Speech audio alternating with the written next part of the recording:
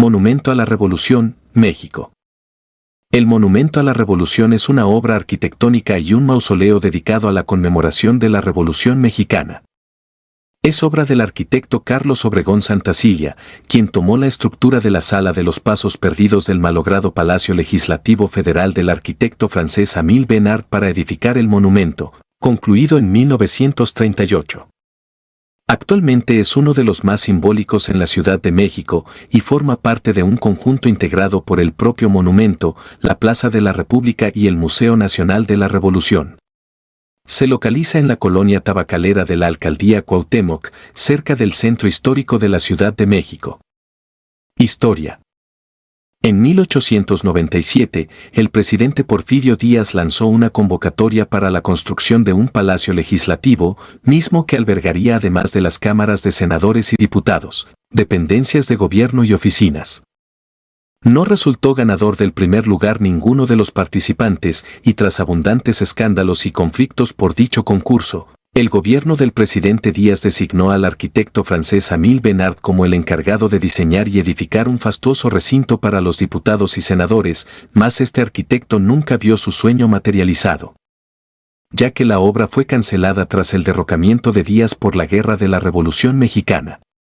La realización de este proyecto, de haberse construido, tendría mayores dimensiones que el Capitolio de Washington desde el sitio elegido para la edificación fueron unos terrenos pantanosos cerca de la colonia tabacalera y del Paseo de la Reforma.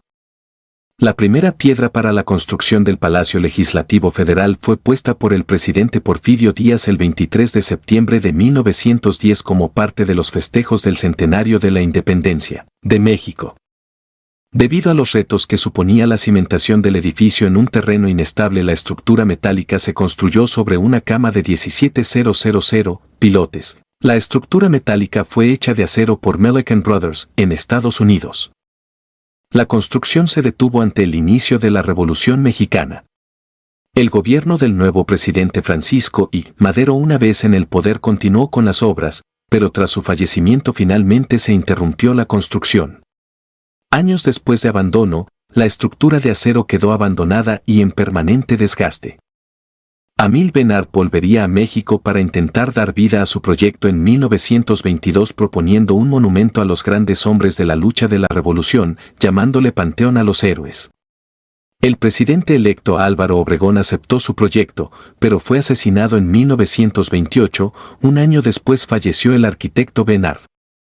La estructura deteriorada se comenzó a desmantelar para usar el material en vías férreas, pero en 1933, cuando el arquitecto Carlos Obregón Santacilla pasaba por el lugar, vio que la estructura central de lo que iba a ser la Sala de los Pasos Perdidos del Palacio estaba en perfectas condiciones, por lo que sugirió al ingeniero Alberto J. Pani aprovechar la única parte aprovechable del malogrado palacio para honrar a la entonces recién concluida Revolución Mexicana. El propio arquitecto Obregón Santacilla creció cerca del monumento, en la calle de Vallarta, por lo que conocía a pleno el terreno. La estructura deteriorada se comenzó a desmantelar para usar el material en vías férreas, pero en 1933, cuando el arquitecto Carlos Obregón Santacilla pasaba por el lugar, vio que la estructura central de lo que iba a ser la Sala de los Pasos Perdidos del Palacio estaba en perfectas condiciones, por lo que sugirió al ingeniero Alberto J.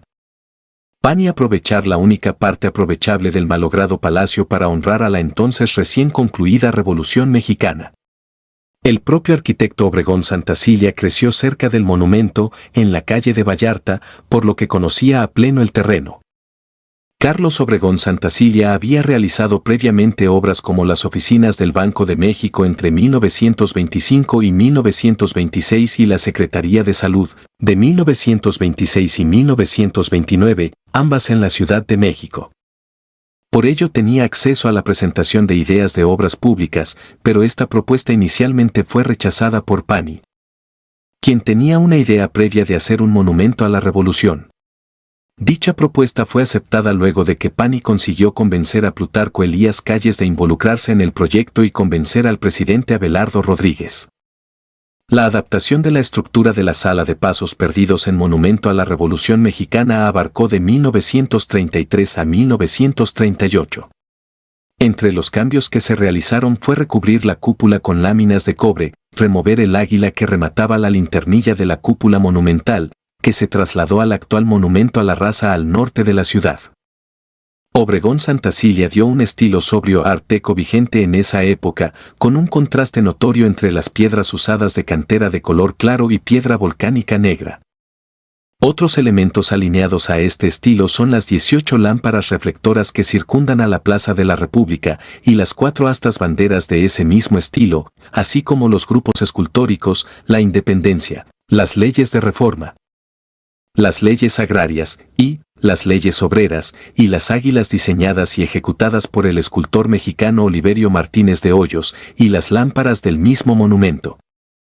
El monumento a la Revolución a 100 años de ser inaugurada su construcción, con una inversión estimada en 360 millones de pesos para su remodelación, el 20 de noviembre de 2010, se reinauguró como parte de los festejos del centenario de la Revolución. Conservando su arquitectura original, han sido renovados el Museo Nacional de la Revolución, el mausoleo, se rehabilitó la fuente adyacente y además fueron restaurados desde la piedra hasta el cobre. Consta de un elevador transparente en el centro, que lleva al mirador que ha sido reabierto al público. Mausoleo. El 4 de febrero de 1936 se emitió un decreto que otorgaba al monumento la función de recinto funerario. Para este fin, se adaptaron criptas en las columnas donde permanecerían los restos de Venustiano Carranza que fueron trasladados en 1942 del Panteón Civil de Dolores. Con motivo de la ceremonia de conmemoración del inicio de la Revolución Mexicana, a su nuevo lugar. Los restos fúnebres de Francisco y Madero fueron traídos del Panteón francés el 20 de noviembre de 1960. Los de Plutarco Elías Calles, que estaban en el Panteón Civil de Dolores, fueron traídos 9 años más tarde en 1969. Por lo que respecta a los de Lázaro Cárdenas, han permanecido ahí desde su fallecimiento el 19 de octubre de 1970, en tanto que los últimos que fueron depositados han sido los de Francisco Villa que fueron trasladados desde el Panteón Civil de Hidalgo del Parral, Chihuahua en 1976 y depositados durante la ceremonia anual conmemorativa del movimiento revolucionario. Por el momento ya no se planea hacer otra tumba.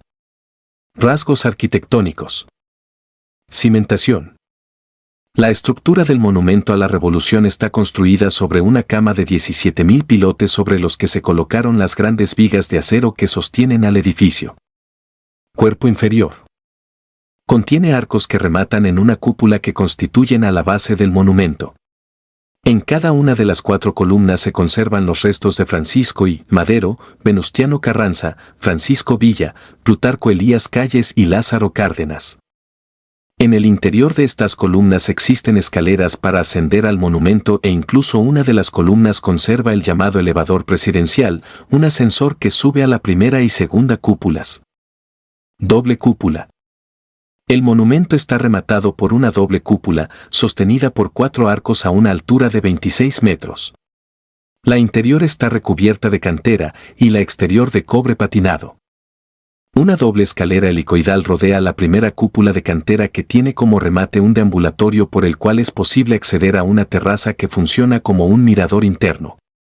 En la actualidad se puede llegar a este punto a través del elevador panorámico instalado en 2010, año en que también fueron instalados telescopios en esta área.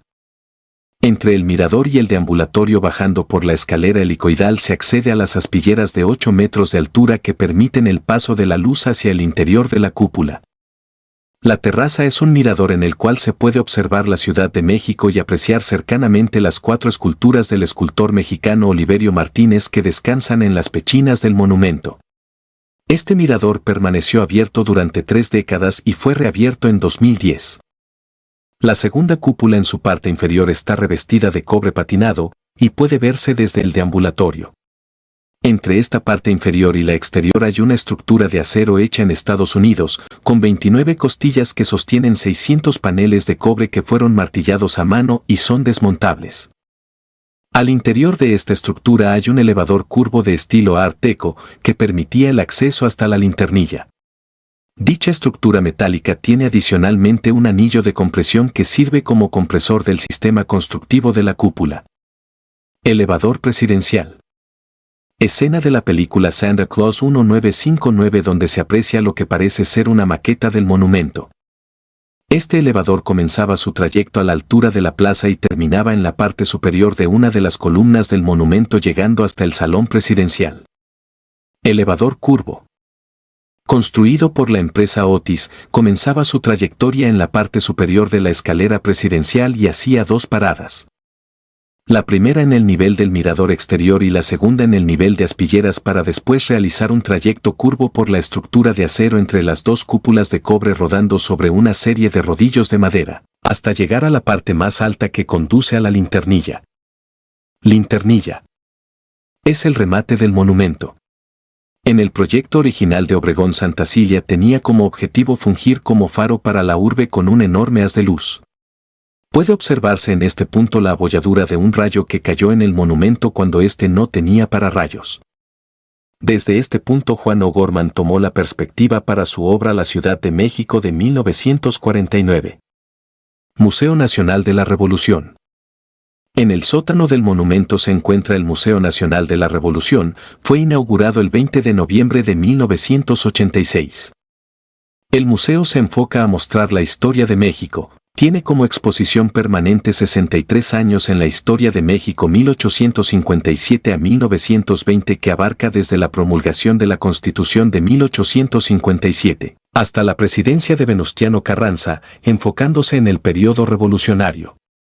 Con una inversión de 65 millones de pesos, reabren el Museo Nacional de la Revolución, por medio de la Secretaría de Desarrollo Urbano y Vivienda en conjunto con la Autoridad del Espacio Público Capitalino. Ampliaron 1.325 metros cuadrados el espacio del Museo Nacional de la Revolución. Su remodelación incluye 3 secciones, Museo del Sitio, la nueva exposición permanente y una sala para exposiciones temporales. En el Museo del Sitio se puede apreciar las etapas constructivas de lo que sería el Palacio Legislativo y terminó siendo el Monumento a la Revolución.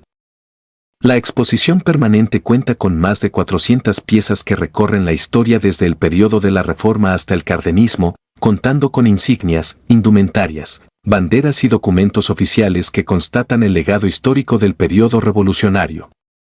Asimismo, está dividida en 8 etapas como son la consolidación del Estado mexicano, el porfiriato, la Revolución Democrática, la Guerra Civil, la Constitución, entre otras. Además, en la nueva museografía se rinde homenaje a la Bola, personajes anónimos que participaron en el movimiento armado, caracterizados en esculturas que dan la bienvenida al museo. El museo permite la inclusión a sus actividades a personas con alguna discapacidad. Debido a que el acceso a él no se presenta como una limitante, sino que cuenta en sus instalaciones accesos disponibles hacia su vestíbulo y primer nivel a través de su ascensor escénico. Ubicado en el sótano de la Plaza de la República ubicada en la colonia tabacalera, el Museo Nacional de la Revolución. Los horarios de acceso al museo son, martes a jueves 12 a 20 horas / viernes y sábado 12 a 22 horas / domingo 10 a 20 horas. Si te gustó el video, comenta y dale like, eso me ayuda mucho.